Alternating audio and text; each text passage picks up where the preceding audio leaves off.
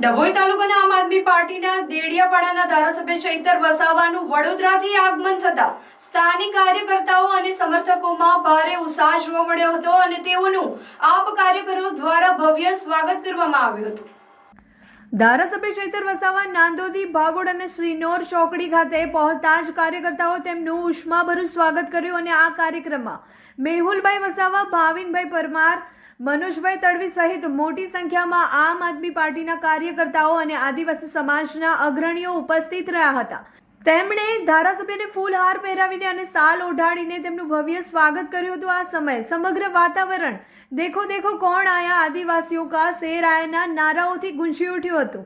ચૈતર વસાવાના આગમનને કારણે સ્થાનિક રાજકારણમાં એક નવી ગતિશીલતા આવી છે। તેમના પ્રત્યે લોકોનો પ્રેમ અને સમર્થન સ્પષ્ટપણે જોવા મળ્યો હતો અને જે દર્શાવે છે કે આદિવાસી સમાજમાં તેમનું કેટલું પ્રભુત્વ છે। જે આ સ્વાગત કાર્યક્રમથી આમ આદમી પાર્ટીની ડભોઈમાં પકડ વધુ મજબૂત બની રહી તેવું લાગી રહ્યું છે। આગામી સમયમાં આમ આદમી પાર્ટી દ્વારા ડભોઈ અને આસપાસના વિસ્તારોમાં સંગઠનને વધુ મજબૂત બનાવવા માટે નવા કાર્યક્રમો અને આયોજનો કરવામાં આવશે તેવી શક્યતા છે। ચૈતર વસાવા જેવા યુવા અને લોકપ્રિય નેતાના સમર્થનથી પાર્ટીને વધુ વેગ મળશે એવી આશા કાર્યકરો દ્વારા વ્યક્ત કરવામાં આવી હતી। તાલુકાના વિકાસ માટે એટીવીટી જે યોજના છે એની સરકારી મિટિંગ હતી અને સરકારી મિટિંગમાં અમે જ્યારે ગયા ત્યારે ત્યાંના કોન્ટ્રાક્ટરો અને વેપારીઓને આ લોકો બેસાડીને કીધું કે સભ્ય બનાવેલા છે, એ બાબતને લઈને અમારે બોલાચાલી થઈ।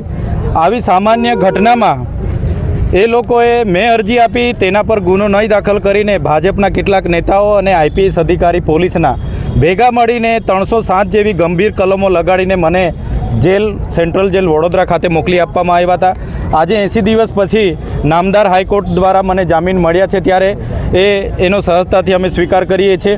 પણ એક વિપક્ષના ધારાસભ્ય તરીકે મેં અરજી આપી, એમાં પણ આજે આજ દિન સુધી એફઆઈઆર નથી થઈ અને એક ધારાસભ્યને આવી રીતના એરેસ્ટ કરીને એનો અવાજ દબાવવાની જે ભારતીય જનતા પાર્ટીની સરકાર અને એમના અધિકારીઓ જે કામ કરે છે, પણ આ અવાજ અમારો અવાજ દબાવવાનો નથી, કેમ કે આ જનતાનો અવાજ છે, સંવિધાને આપેલી અમારા અધિકારોનો અવાજ છે। એટલે જ્યાં પણ જનતા સાથે અન્યાય થશે, એ સડક હોય કે વિધાનસભાનું સદન હોય, અમે પૂરા અવાજથી, પૂરી તાકાતથી અવાજ બનીશું અને જનતાએ જે અમારા પર વિશ્વાસ અને ભરોસો મૂક્યો છે એના પર અમે ડગ્યા વગર તટસ્થ રહીને આવનારા દિવસોમાં પણ ગુજરાતની જનતાનો અવાજ અમે બનીશું। શરતી જામીન આપ્યા છે, વિસ્તારમાં જઈ નહીં શકો, વિકાસના કામો કેવી રીતે જોઈ રહ્યા છો? તમે જોયું હશે 80 દિવસથી હું જેલમાં હતો, સેન્ટ્રલ જેલમાં। એટલે મારા મત વિસ્તાર છે ડેડિયાપાડા અને સાગબારા, એ મારો પરિવાર છે। એમના સુખના અને દુઃખના પ્રસંગોમાં હું હાજર નથી રહી શક્યો, એનું મને દુઃખ છે। સાથે જેલમાંથી છૂટ્યો ત્યારે આજે બધા મને લેવા માટે આવ્યા છે અને આ જે એમનો જે સહકાર મને મળે છે એ જ મારી તાકાત છે। ત્યારે નામદાર હાઈકોર્ટે મને શરતી જામીન આપ્યા છે કે 1 વર્ષ સુધી પોતાના વિસ્તારમાં નહીં જવાનું, ત્યારે ત્યાં મારું ઘર છે, મારો પરિવાર છે, મારું ગામ છે। ત્યારે આવનારા દિવસોમાં નામદાર હાઈકોર્ટમાં અને સુપ્રીમ કોર્ટમાં અમારો પક્ષ મૂકીશું।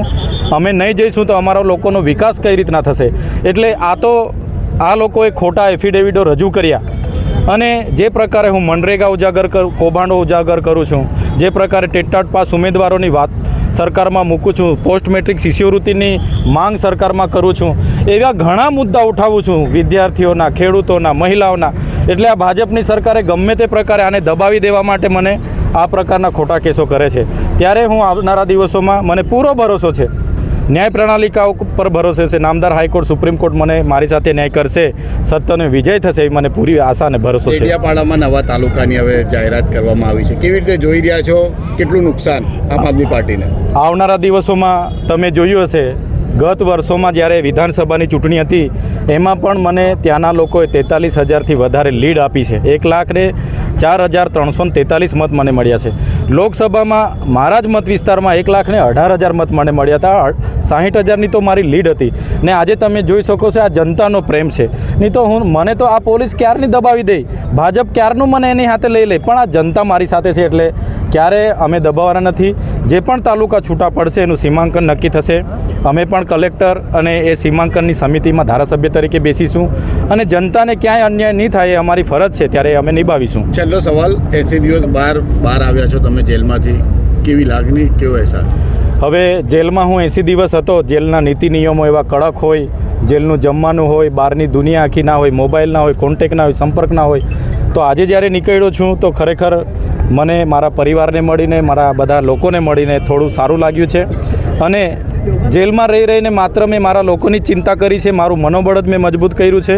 એટલે આવનારા દિવસોમાં પ્રકૃતિ મને, ભગવાન મને શક્તિ આપે કે અમારા લોકોને હું સેવા કરી શકું. ગુજરાતનો ચાહે કોઈ પણ લોકો મારા પર આશા લઈને બેઠા છે, એમની આશા પર હું ખરો ઉતરું એવી મને શક્તિ આવે એવી પ્રાર્થના કરું છું.